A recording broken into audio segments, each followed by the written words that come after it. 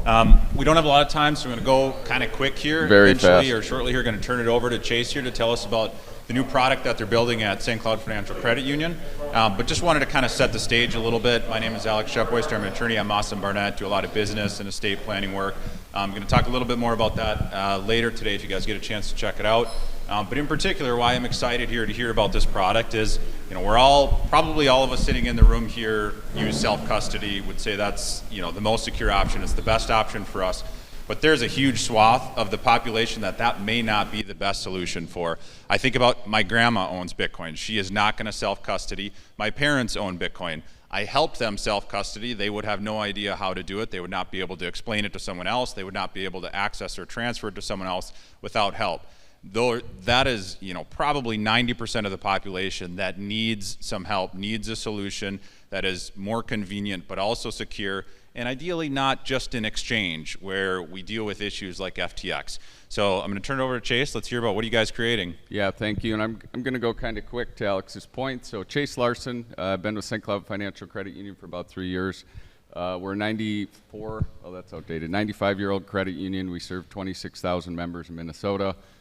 To Alex's point is, how do we, right, so I'm sure most of us seen the BNY Mellon news or JP Morgan, right, and again, I think trying to have a solution that ensures we don't just end up with the same thing we already have in central authority structures. And so I had a consulting business prior to joining the credit union that was really just educational focused. I've been in the digital asset and crypto space since early or mid 2016.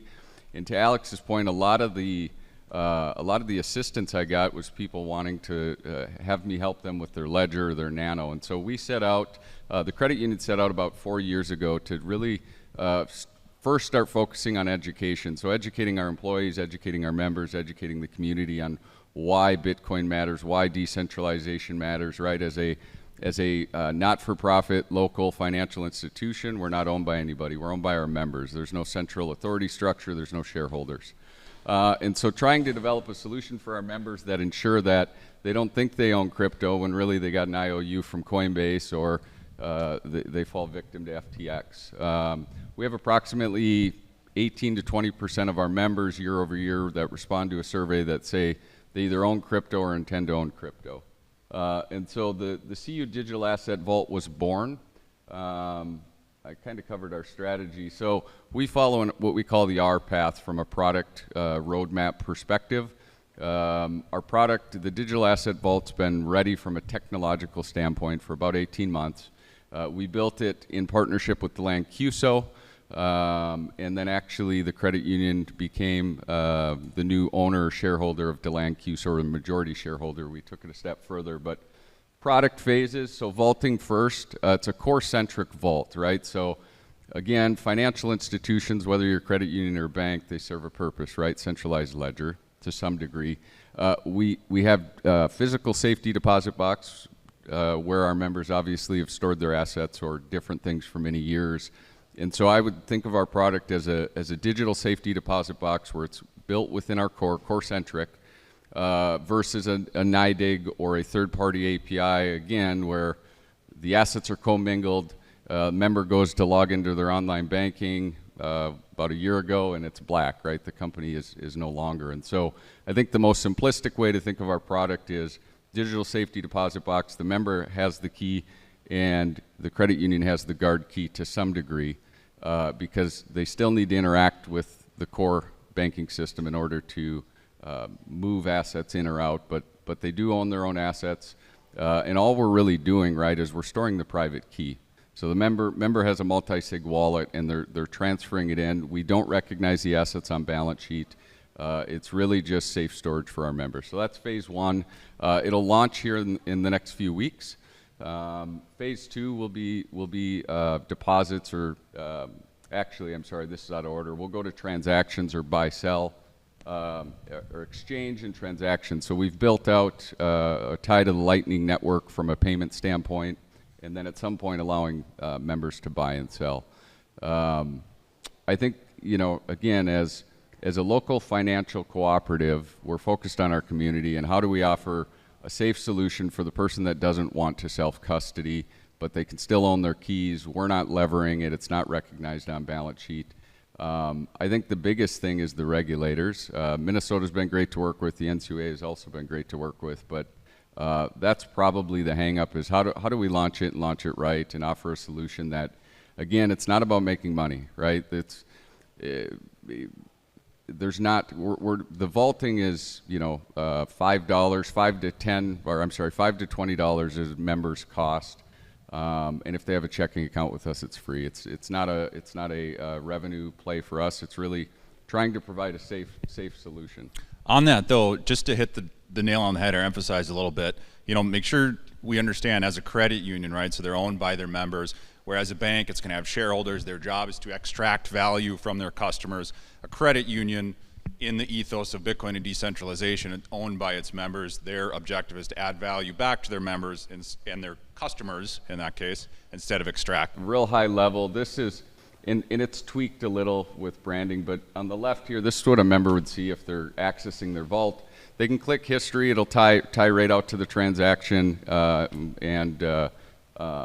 they can see no different than if you go onto an Ether scan or a Bitcoin scan or a faucet. It'll tie back out to the transaction. They can do receive or send, obviously, and they can do it through a QR code. This is what our teller sees on our side. Nobody within our organization has access to find, locate, or see. If I'm a teller helping a member in branch, I couldn't see if they're like, hey, what's the, you know, part of my private key or the full private key. There's zero access to that. I think the other thing, to Alex's point, because we're a credit union, you have two different types of credit unions, really. You have your niche, or I belong to this hospital or this trade association, and then you have community-based charters. So our credit union was established you could be a member if you lived in these 6 counties.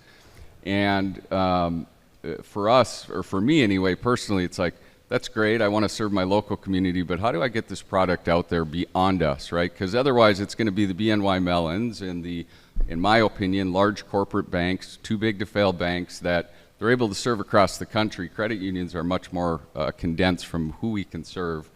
And so as the credit union was launching our foundation over the last year that has the mission to end the strain of debt for those fighting terminal illness, we want to become a fiduciary for credit unions. There's 4,500 credit unions approximately, consolidating every year at a rate of 5%, if not more.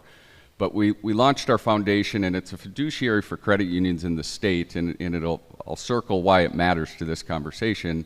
So credit unions can partner with us, and then there's a fund that if they have a member who's dying of cancer or terminally ill, if you will, they can apply to get their loan paid off or get assistance so they can focus on treatment. Well, I was reading in the state Chapter 52, which regulates credit unions, and so we applied to the state to say, hey, can we also serve anybody who makes a donation to our foundation? And the state approved that. And so from a vault perspective, we can now look across the United States to serve people.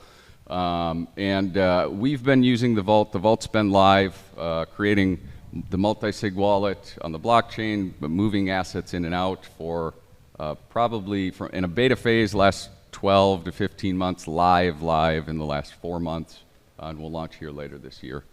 There's one thing I'll share, and I know we're pressed on time, but I think the other thing is, right, we're not just creating a vault, we're plugging our core into the DLT network is essentially what we're doing. And then the member has their own wallet, and there's some security steps on the back as well so that we're not creating a honeypot. But if you think about how, can I see that?